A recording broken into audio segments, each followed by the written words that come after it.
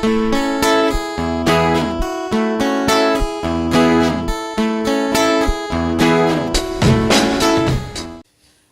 à tous et bienvenue pour ce Comic Eater Showcase numéro 11 au programme de la sortie kiosque et de la sortie librairie. Et on commence tout de suite avec Batman Saga numéro 23 chez Urban Comics. Au programme, nous avons Batman numéro 21 qui est le début de Zero Year avec son backup. Nous avons les numéros de Detective Comics numéro 20 et 21 avec leur backup également. Et enfin, Batman et Batgirl numéro 21, puis Batgirl numéro 21. Donc on commence avec Batman 21 de Scott Snyder et Greg Capullo, le début de Zero Year. C'est bien dessiné, toujours qualité des dessins, qualité de l'ancrage, qualité des couleurs, donc vraiment un carton plein, une histoire intéressante qui revient, je le rappelle, sur les débuts de Batman, c'est-à-dire il y avait eu Year One qui était la première année d'action de Bruce Wayne en tant que Batman, et qui est d'ailleurs indispensable. S'il vous faut un comic, c'est Year One, ça fait partie de la Bible de Batman. Et ici, c'est Zero Year, donc c'est un peu le même principe, mais voilà, on veut proposer quelque chose. Ce n'est pas une réécriture de Year One, c'est autre chose, qui revient sur le passé, les premières aventures de Batman. On a ces personnages-là, avec ces espèces de coupole, de casque rouge, que les gens qui ont lu Killing Joke connaissent, ou ont lu d'autres choses, peuvent connaître, qu'on appelle les Red Hood, le gang du Red Hood. Vous verrez à quoi ça correspond et on verra un peu comment ça évolue. Donc c'est le jeune Bruce Wayne qui s'entraîne, qui combat un peu le crime. Et puis nous avons à la fin le Riddler, puisque je rappelle, le Riddler sera l'un des personnages principaux, le vilain principal de Zero Year en tout cas. On arrive ensuite au backup. Le backup, lui, est dessiné par Raphaël Albuquerque, qu'on a déjà vu sur Batman justement, qu'on a vu aussi sur American Vampire, parmi les titres les plus connus. Il a fait d'autres choses, mais c'est là où vous verrez le plus facilement. Donc voilà, un petit backup qui se laisse lire, hein, très court, 3-4 pages. Et on passe ensuite à Detective Comics numéro 20, écrit par John Layman et dessiné par Jason Fabok. Voilà, c'est toute la deuxième partie, pour ne pas perdre de temps. Après Batman, c'est moins intéressant. Tout le reste du magazine est moins intéressant. Les dessins ici sont plutôt bons, puisque Jason Fabok c'est quelqu'un de sérieux, qui fait bien le travail. C'est pas mon artiste préféré, mais voilà, le travail est fait et c'est agréable à lire. Par contre, l'histoire ici est moins intéressante. J'aime beaucoup moins. Alors Detective Comics n'a jamais brillé depuis le début du 52 pour son scénario, mais moi j'avais bien aimé le début, au tout début. Et là c'est vrai que ça devient moins intéressant. C'est des histoires un peu de seconde zone, puisqu'évidemment il y a des séries qui sont plus mises en avant, dont le Batman de Scott Snyder, ce qui fait que les autres séries sont un peu moins friandes. Nous avons le backup. Voilà, le backup il est dessiné par quelqu'un d'autre, c'est par Andy Clark. Voilà. Donc c'est très beau. Andy Clark c'est un bon dessinateur. Donc c'est quelques pages, hein, c'est un backup, mais c'est toujours plaisant. On arrive ensuite à la suite, toujours de Batman Detective Comics 21, dessiné ici par Scott Heaton. On change de nom. C'est une nouvelle histoire, voilà, avec un nouvel ennemi. Donc voilà, c'est des petites aventures quoi, Detective Comics, il ne faut pas chercher plus loin que ça. Detective Comics 21 backup, je passe, et Batman et Batgirl 21. Batman et Batgirl 21, dessiné par Fernando Pazza, non, Cliff Richards, et scénarisé par Peter J. Tomasi. Donc ici, c'est la série où Batman fait équipe avec un membre de la Bat Family, puis plus tard, vous verrez, il fera équipe avec d'autres personnes, bizarrement. Donc cette série, c'est un peu moins intéressant depuis qu'il n'y a plus Robin, justement. C'était très bien au début des New 52, puis après, il faut faire quelque chose. J'aurais préféré qu'ils arrêtent, plutôt que de continuer, et puis de faire des petites histoires qui ne servent pas à grand chose, qui sont très lentes, où justement, de par le fait qu'il n'y a plus de Robin, le scénariste Peter J. Tomasi doit faire avec, et proposer des choses qui n'avancent pas trop. Donc voilà, c'est un peu gênant, parce qu'on peut faire ça jusqu'à l'infini, hein. On peut faire Batman et même Nova, hein. Et puis ils vont aller chercher des desserts, donc ça sera un peu idiot. Et on termine avec Batgirl numéro 21, cette fois dessiné par Fernando Pazza, et écrit par Gail Simon. Ici pareil, c'est pas une histoire très intéressante de Batgirl. On est un peu dans la période sombre des titres Batman, où hormis Batman pur, les autres titres ont du mal à se trouver. Donc voilà, Batman c'est bon, mais les autres moins bien. Voilà le résumé rapide de Batman Saga numéro 23, qui est au prix de 5,60 chez Urban Comics. On passe ensuite à X-Men numéro 10, qui est la deuxième partie et donc la fin de Battle of the Atom. Alors l'opération est très intéressante puisque pour 2 fois 4,80 € en 2 mois d'affilée, vous pouvez avoir l'intégralité de l'event ou le crossover Battle of the Atom, mettant en scène toutes les séries X-Men.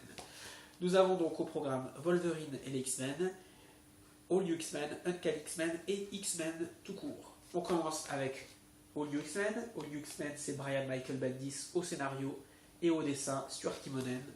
C'est toujours aussi bon depuis le début. Cette série, elle est louangée, elle reçoit des critiques positives et il y a de quoi puisque c'est quand même une série révolutionnaire des X-Men. Alors Battle of the Atom, c'est les jeunes mutants originaux, Cyclope, le Fauve, Jean Grey, Angel et Iceberg, qui ont été amenés dans l'époque Marvel Now par Hank McCoy. Et dans Battle of the Atom, nous avons les X-Men du futur qui arrivent à leur tour et qui veulent renvoyer les X-Men du passé à leur époque. Ça va se faire avec bien sûr des frictions et pas sans combattre. Donc là, on est toujours sur du All New X-Men avec justement des nouveaux X-Men du futur qui arrivent, sachant qu'il y en a déjà eu. Il y a une deuxième équipe, ce qui donne lieu à des petites questions. Qui est les gentils, qui sont les méchants? X-Men, ensuite, tout court, c'est écrit par Brian Wood, dessiné par Lopez. Très beau, toujours, aussi au dessin. Ici, voilà, pour faire simple, tous les dessins sont bons. C'est-à-dire qu'il n'y a rien à ajouter. Toutes les histoires en même temps, il n'y a qu'une histoire, puisque ici c'est vraiment typiquement le crossover classique où les choses se suivent. C'est-à-dire qu'il n'y a pas de remplissage, c'est pas des choses dont on ne se sert pas. C'est vraiment, tout est utile pour comprendre. On va à l'essentiel. Donc voilà, on est dans le combat. Ensuite, on passe à Uncanny X-Men. Uncanny X-Men, c'est dessiné par Chris Bacalo, comme vous aurez reconnu. C'est, voilà, je passe rapidement. Alors, je ne rentre pas trop en détail sur l'histoire, puisqu'elle est simple. C'est un crossover typique avec le schéma classique de quelqu'un qui arrive, qui pose des questions, ça donne du mystère. On va tout d'abord faire équipe, puis se taper dessus, puis ensuite faire une grande bataille finale avec tous les participants pour combattre le gros vilain pas beau. Donc c'est ça ici, et puis c'est efficace, c'est-à-dire pourquoi faire compliqué quand on peut faire quelque chose de simple, de clair, et qui suit le schéma classique du crossover ou de l'event. Donc voilà, on est toujours sur l'Uncanny, donc là je passe à Wolverine et les X-Men. Je passe à la dernière série du magazine, qui sera évidemment aussi la conclusion, et puis ensuite on a plusieurs épilogues sur la fin. Et alors cette histoire est intéressante dans le sens où elle montre une nouvelle menace pour les mutants qui vient du Shield, vous verrez laquelle. Et puis un changement dans les équipes puisque un membre de l'équipe de Wolverine, donc de son école, va partir pour l'école de Cyclope. Donc pour moi c'est une trahison et j'ai pas aimé ce que ce personnage a fait. En même temps j'aime pas ce personnage, il sert à rien. Donc voilà. Donc un très bon numéro de X-Men, le mensuel de Panini Comics, qui est très bon depuis le relaunch Marvel Now, et ça coûte que 4,80 €. On passe ensuite à Spider-Man numéro 10, première couverture, donc couverture 1/2, qui met en scène le supérieur Spider-Man et son homologue du futur, qui vont donc continuer à combattre avec les dessins de folie de Ryan Stegman et le scénario en béton de Dan Slott. Voilà, j'ai fait la chose en mode rapide pour vous dire tout simplement que c'est excellent. Il n'y a pas besoin d'en dire plus, c'est une lecture obligatoire, c'est vraiment de qualité. Un numéro indispensable selon moi. Et nous avons 2 fois plus d'épisodes, puisqu'il y a 2 numéros de Superior Spider-Man, donc il y a de quoi se faire plaisir. Et une fois que Superior Spider-Man est terminé, qui va d'ailleurs se terminer par la découverte par Carly de l'identité du Superior Spider-Man, parce qu'elle sait que ce n'est pas Peter, et elle a trouvé qui c'est. Et vous allez voir qu'en fait, comme tous les épisodes de toute façon de Superior Spider-Man, tout est fait pour arriver à l'arc avec les gobelins, qui sera le dernier arc de Superior Spider-Man, c'est-à-dire que tout est fait pour arriver à cela. Contrairement à certaines séries où on a l'impression qu'ils font ça pour du remplissage, ici Dan Slott, il a un grand schéma, un grand plan qu'il met en scène et qui avance au fur et à mesure des numéros. Nous avons ensuite Scarlet Spider avec un épisode consacré à la rencontre de Ben Reilly et de Cain. Alors étrangement, Ben Reilly est censé être mort. Donc voilà, vous allez découvrir pourquoi il est toujours là, pourquoi il se bat, pourquoi il s'en prend au nouveau Scarlet Spider. Parce qu'en fait, il y a quelqu'un derrière tout ça. Le Superior Spider-Man aussi vient s'ajouter à l'équation, comme d'autres. Donc vous verrez un peu un épisode très intéressant, bien dessiné, mystérieux. Et à la fin, on a envie de voir la suite, puisque à la fin, il se passe quelque chose de très intéressant. Fin du magazine, je passerai au rapide, parce que c'est pas intéressant du tout, c'est Superior Foes of Spider-Man. Ça, c'est ce que j'appelle le remplissage, justement. C'est moche, c'est pas à faire, et ni à refaire. Donc voilà, j'ai pas envie de parler là-dessus, c'est nul. Vous le lirez si vous avez envie, ça prend quand même une grosse partie du magazine, malheureusement. J'aurais préféré qu'ils coupent et qu'ils enlèvent des centimes à la place, mais bon, c'est comme ça, il y a toujours un point faible. C'est très rare d'avoir un magazine parfait. Donc Spider-Man numéro 10 chez Panini Comics, une très bonne lecture malgré tout que je vous conseille. On passe à la librairie avec deux choses. Batman Killing Joke chez Urban Comics. Alors cette nouvelle édition, 72 pages, c'est pas très gros, vous voyez, ça coûte 12 euros, mais ça vaut le coup. C'est-à-dire que voilà, il ne faut pas se dire oh c'est tout petit, ça coûte 12 euros. C'est vraiment un indispensable. Ça fait partie de la Bible Batman. C'est quelque chose à lire si vous ne l'avez jamais lu, à relire si vous l'avez déjà lu. C'est, je rappelle, fait par Alan Moore et Brian Bolland. Et c'est une histoire sur le Joker. Le Joker qui s'est encore échappé d'Arkham et qui, dans sa folie meurtrière, va s'en prendre à Gordon et à Barbara Gordon. Ce qui va changer d'ailleurs le statu quo pour Barbara Gordon. Quand elle devient oracle, c'est par rapport à ce qui se passe ici. Et on revient sur les origines du Joker. Alors cette édition, voilà, on commence avec une belle page avec du vert. Regardez ça. Niveau édition, c'est super. Voilà, une petite préface, toujours sur fond vert avec le visage du Joker. Et ensuite c'est parti. Alors dès que vous ouvrez les premières pages, c'est voilà, boum, dans le visage, plein dans les yeux. Vous voyez, c'est de la qualité, c'est génial. Regardez ça. Je rappelle, c'est quelque chose qui date aujourd'hui, Killing Joke. Et pourtant, pour moi, ça n'a pas pris de ride. Ça se lit avec une facilité déconcertante. Donc voilà, une histoire de qualité avec un Joker énorme, une enquête de Batman qui va l'amener à découvrir l'origine du Joker, le passé du Joker. Alors vous verrez, ce passé du Joker, il n'a jamais été déclaré comme officiel, il n'a jamais été contredit. Donc beaucoup de gens, y compris moi, considèrent que c'est le véritable passé du Joker, les véritables origines.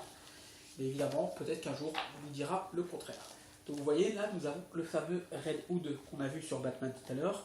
Eh bien, il fait son apparition ici. C'est pour ça que je vous disais que c'était très intéressant d'avoir lu Killing Joke avant de lire Zero Year.